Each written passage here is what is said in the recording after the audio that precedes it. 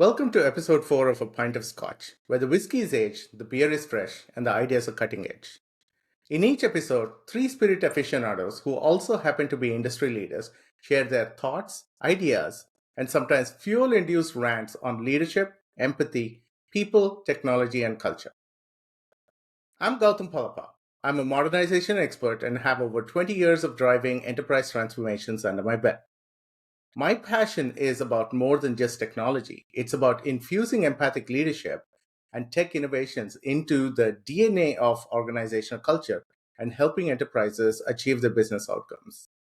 I will be this episode's moderator, and I'm joined today by two of my close friends and industry leaders, Brian Ross and JT Perry.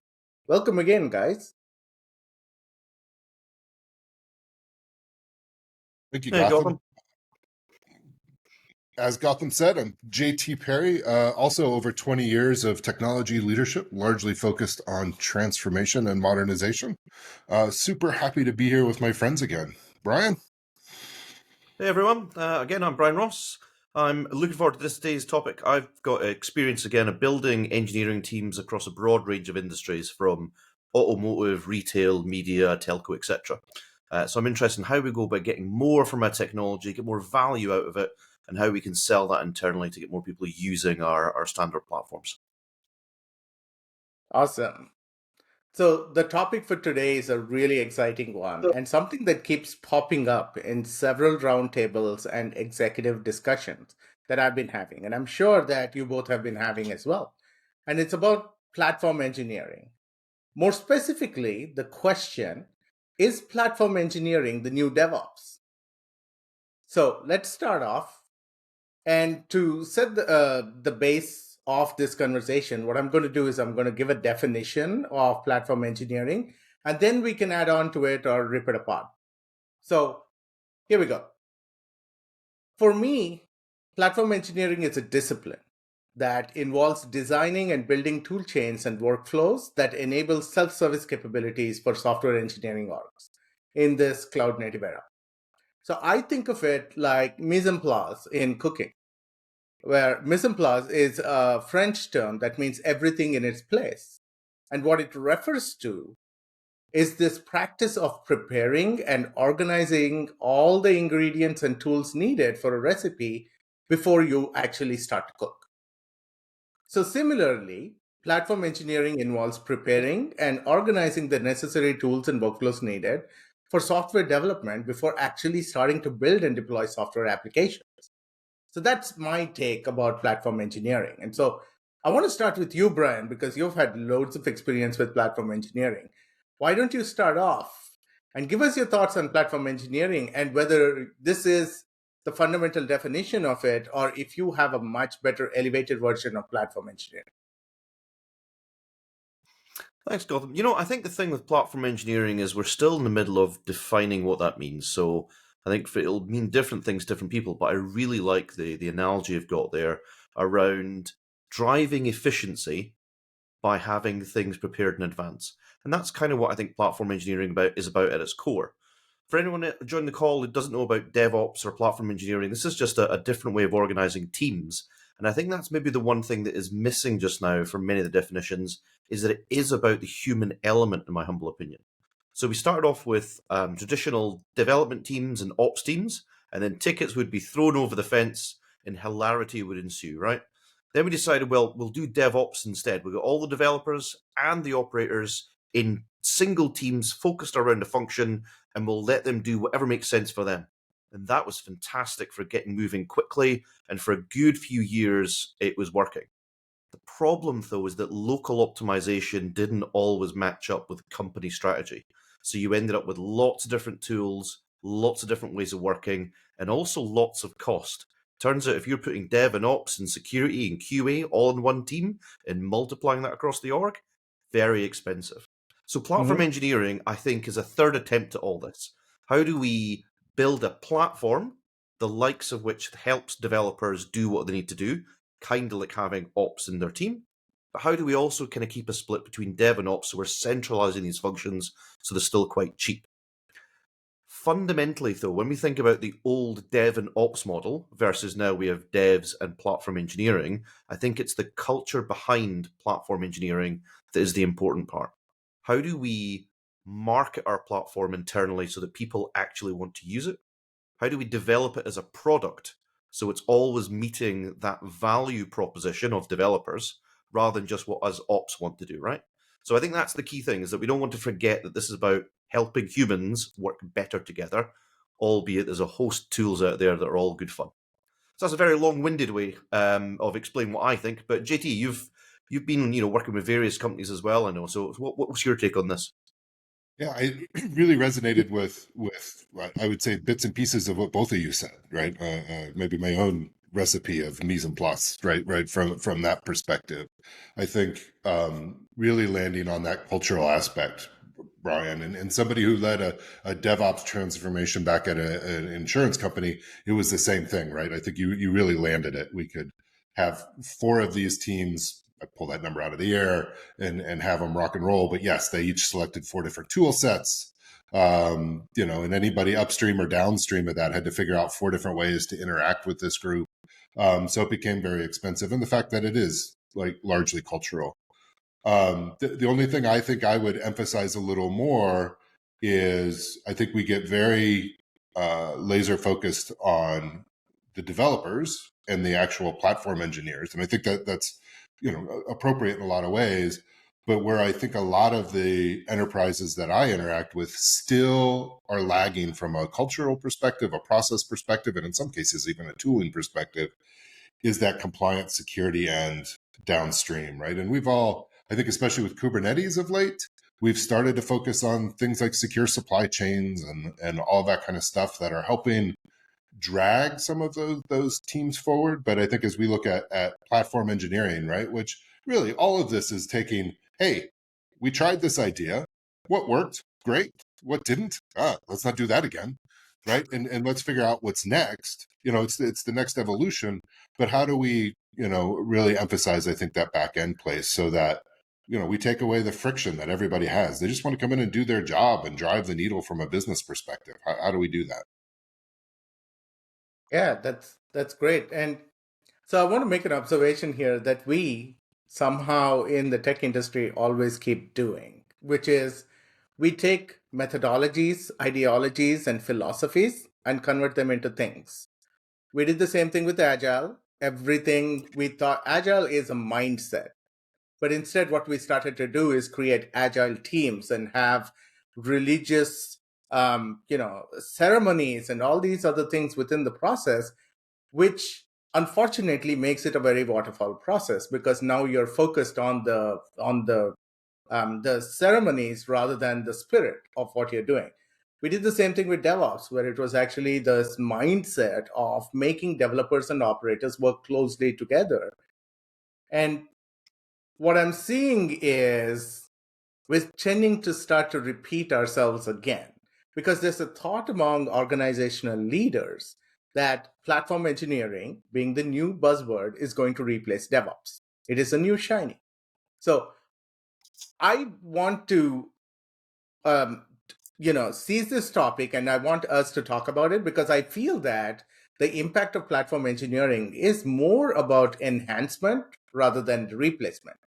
So for both of you, the more augmented question is platform engineering going to replace DevOps or is it here to enhance DevOps? So Brian, I want to start with you because you have stronger opinions about this topic, but not to say that JT, you don't have it, but I want to hear Brian first and then I get to you. Yeah, I could certainly rant on this for quite some time.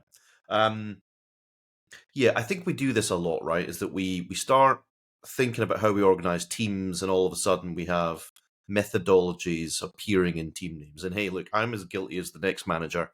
I've done it too, because it's a good way of, I suppose, relating what your team is trying to achieve back to the business.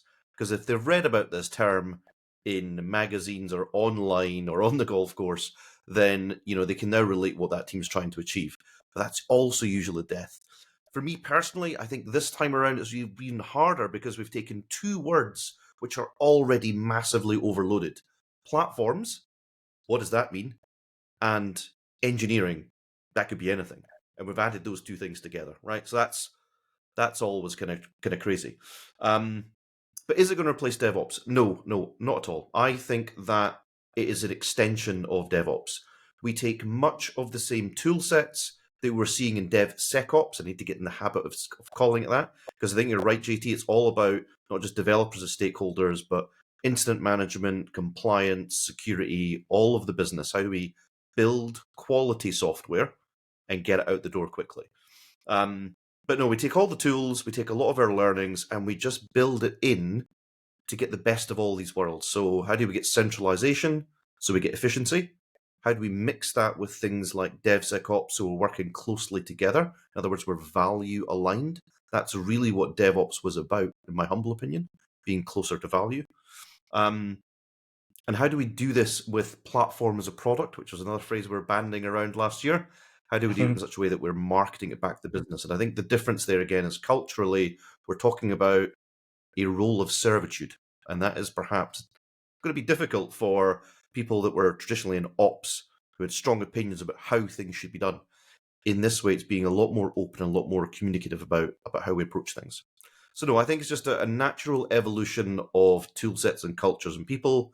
I don't think it's a replacement. I don't think it stops anything happening. Betty? Yeah, I don't, there's nothing I really strongly disagree with there. I think, if I put on a cynical hat, right, vendors and folks with ulterior motives, vendors do not have ulterior motives. Those are two separate things, right, are going to see this as the next way to go after whatever they want, right, whether that's funding, right? So you're going to see it from a marketing term, some of that really good and appropriate, some of that will make you kind of squint and cringe a little bit. But to the point of evolution, as long as, and I think this is the majority of it, we're learning from what we tried. And again, saying, hey, that almost worked. So now how can I move that forward, right? The thing our industry has been really, really good at, and where my passion really gets fired up is we're constantly trying to do better. We're constantly able to look back and go, hey, that wasn't bad. Or, oh, that was a train wreck. Let's not do that again. Right. And let's figure out how to go forward. That's where this really becomes powerful. I think as a leader, if I was to come into an organization and say, hey, this DevOps thing, we can do better, the first thing I'm going to do is throw out what we did, I'm going to get nowhere, right? I'm going to burn a lot of money. I'm going to upset a lot of people, right? We just, as leaders, took so many people through this change curve of moving from the way we did, waterfall development to this product-driven development, whether it's agile, whatever buzzwords you want to put in, and DevOps, to now we're moving to platform engineering. We need to continue to bring them along the same curve, right? If we completely throw it out, we're not going to get anywhere. And I don't think there's a reason to throw it out. Like, as we talked about earlier, a lot of good things came from the DevOps model, right? Almost too good to that point. We've got teams that are working focused on their product, too siloed and driving, but they're all bringing in their own tool set and they're doing it at an incredible pace. Well, that's a fantastic problem to have. So now how do I move this together, use those same principles of a developer and a platform engineer and a security person, and I know there's others involved as well, but working together to drive business value, that's fantastic. Now I just need to see how I can do it at scale to keep costs in line, especially where we see there's just this incredible focus on cost cutting right now in the tech industry. It's a cycle like everything else. This is a spot where maybe we can help do two things: cut some costs as well as drive the needle forward. Welcome. Yeah, I love it, especially because, and Brian, I love the fact that you brought in the concept that we have started using two extremely overloaded terms, platform and engineering, right? But what I would say is, I love the fact that we're bringing these two together because as a platform, we are providing capabilities. The reason why we go onto a platform is because we can provide that self-service capabilities and empower people to do more in a standard way with guardrails. And engineering brings in that discipline, it brings in that purpose, and it brings in the the standard ways, repeatable ways, and scalable ways that we can enhance these DevOps practices and make building and maintaining these applications really better. So, in my mind as well, it improves this developer experience and productivity by providing those common reusable tools and capabilities and interfacing to complex infrastructure. So I'm with the both of you. Platform engineering is not looking to replace DevOps, and instead it aims to enhance DevOps practices. And when I say DevOps, like the both of you, I am saying DevSecOps because security has to be at the beginning of everything, right? So when what platform engineering is aiming to do is enhancing those DevOps practices by providing those say, self-service capabilities with automated infrastructure operations, scanning, automated security, a lot of the things that the humans are currently doing with a lot of manual toil is now being done in a very secure and in a very systemic way, which helps us as humans to start focusing on much more high value activities. So, and that goes into my next question, which is, oh gosh, we've gone about 15 minutes without actually talking about this. So I'm going to ask this question: where does generative AI and machine learning come into play here?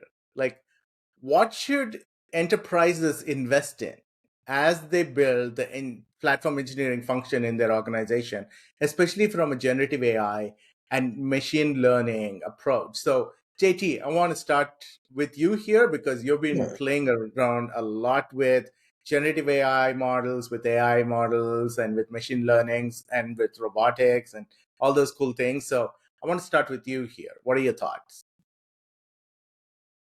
Yeah, my thoughts here are I don't know that I would look at platform engineering much differently than I would any other part of the business, and where I would use a generative AI and machine learning, and where I would start to experiment and see if what we think is really good really proves out, right?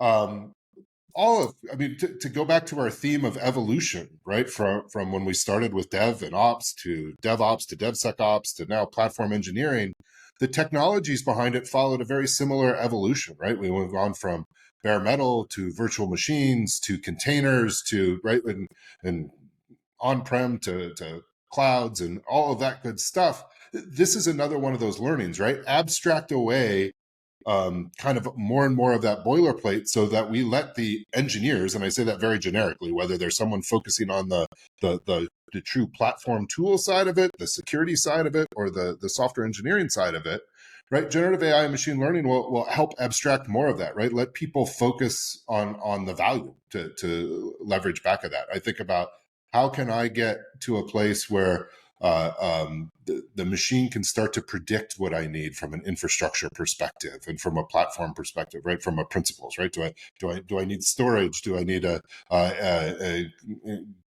gateway for an API? Do I need whatever I need, right? How can generative AI start to look at the code that someone's writing and start to predict that, right? Rather than me sit at go back to the very beginning, right? When a business first had an idea, you got in a meeting with infrastructure and you said, well, I think I need a server with this much memory and this much, let AI kind of handle all of that. I think a lot, we're already seeing it on the coding side tremendously, right? With Copilot and things like that. I personally, it saves me, it makes me almost a useful programmer. Probably not quite, probably need more than that. And then I think from a security and compliance side, I think there's a lot. Now, this is where it'll be an arms race, right? I could use Gen AI and machine learning to come up with all sorts of ways to do evil. I think I could also come up with a lot of theories of places where I could use that to try to look at code and the platform and how things are configured and try to get ahead of, hey, here are some recommendations I would make for you to patch things or configure things differently to avoid some security. And then logging, that's the last place, the observability side of it. Those are the big places. I think, the bottom line is we're very early on this journey and we're going to have to wait and see where this goes. But there's a lot of exciting things. And I think if I was going to invest, I'd invest in those areas in a very trust but verify. Like if I was an insurance company, I don't think I'd run my claim system through it the first time, but I might run my mobile app and using some of those technologies, and then port it backwards to more key. I don't want to diminish the importance of a mobile app, but bring it back to some of those systems of record. Ryan, what are your thoughts? So I think that it's really interesting. Right? There's a lot happening in AI, and again, we're taking overloaded terms like platform engineering and adding overloaded terms like artificial intelligence, throwing them all together. I think there's a lot of things that are going to be developed over the next little while. I'm not kind of recommending any products in terms of investment, but there's a lot of really interesting work that's happening. So as you say, some of the work that GitHub is doing in generative AI encoding is going to have a big impact. And I've been doing some lab work as well on that, but also using AI locally as well, because I can see perhaps a drive towards virtual development environments, which may have an impact on how you invest in tools. That being said, I think many of those tools will be available on your local machine as well. Some other companies that are doing some interesting work in this place, in this kind of sector, is Gutsy. So they are a relatively new company looking at process mining using artificial intelligence. But this will be very close to your hearts, gents. It's about looking at how a business currently operates. So where we'd normally do a value stream workshop to work out how everything's being done and how long it takes, well, there's tooling there using artificial intelligence to work out everything that's actually happening. So you're not relying on people telling you the truth. I find that's quite interesting. Very new, I think, in this space. We see a lot of it in manufacture and automotive, but less so, I think, in mainstream. So I'm really interested to see how that develops. And you've got the likes of John Morello there from Twistlock, etc. So really solid team. Likewise, on how we get machine learning to help us, I'm really interested in machine learning, not as a generative tool, because I think there's a lot of work being done there already, but as a human communication tool, a tool for empathy, dare I say. So GitLab's been doing some interesting work here, where they've built AI alongside their supply chain tooling, but they're trying to use it as a way to help people communicate. So, for example, if you're a developer, AI can help explain what this vulnerability is, how you should go about fixing it, and why you should fix it. Nice. Likewise, if you're a security person, it will explain a long comment thread about what's been happening to a code base and what's changed and what does this code actually do. So it's not really making anything, but what it does is just optimizes our communication path. Like we've all got different skill sets, and I think that work in trying to bring us all together through one interface is really powerful. So yeah, without doubt, I think there's lots of really cool stuff, and that's just the basics. Yeah. I was recently in London chatting with Andrew Martin from a company called Control Plane, who specialize in consultancy for Kubernetes security. And again, he was talking about how we get AI to help us avoid security problems. And if we look at like the IBM data breach report, like I am very angry with security because year on year, we're getting worse at security, not better. And yet we have more awareness and more tooling than ever. So what is going wrong? And I'm kind of hopeful that AI will help us there. Find problems in infrastructure, find problems in code, because according to IBM, if we can even do simple checks and keep things up to date and AI help us, we could knock 50% of our security risk on the head. So yeah, lots of interesting stuff with AI, but I think it's probably a watch this space right now and be perhaps conservative about where you're going to put all of your money. Maybe just, as JT said, experiment for the time being, work out what's helpful. Don't get caught down a path of trying to buy the platform engineering or the agile or the DevOps, right? These are ways of working, not a thing in itself. Again, apologies, I Well, can rant for this for hours, so I'll stop there. no, well said, both of you. And I completely agree. Like, I am vehemently nodding my head and in violent agreement with both of you because there's so much of good, so much of benefit that can be had with generative AI, like focusing on value streams and where are the pain points and the problems. So, Brian, you mentioned one. I want to give a shout out to a close friend of mine who works at PlanView, which was TaskTop. That also does very similar things where it looks at the flow, looks at whether there is any points of frictions and tries to help improve it. And then you can come in with countermeasures and try to remove those friction points that they currently have. So There are so many benefits that we can have out there. I agree with you on the threat intelligence and the threat detection side. Like, we can do very sophisticated predictive analytics right now, and fault detection and self-healing and threat management that we're not currently doing. We're just scratching the surface right now. So obviously there are many places in which we can implement this. But what I would say is, at the end of the day, as a leader, there are three questions that I want you to ask before you start investing and just going in to do the platform engineering or the Gen AI for your company. And the first thing is, what business value are you actually trying to solve with this? Like, what are you trying to do? Is it faster speed to delivery? Is it reduced threat, reducing the surface area for threat? Is it predictive fault detection? What are you trying to solve? What's the business value? The next thing is there a technical value by doing this, or are you just going with the next shiny?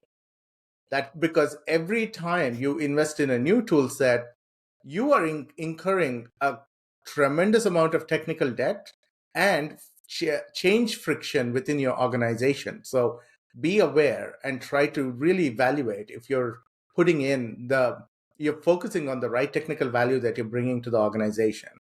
And then the third thing is, if you invest in all these things, is your company actually getting value? Like, what value are you generating for your company as a result of it? Those are the three things that I feel executives need to think about before they start implementing or start jumping on this generative AI bandwagon. So take some time.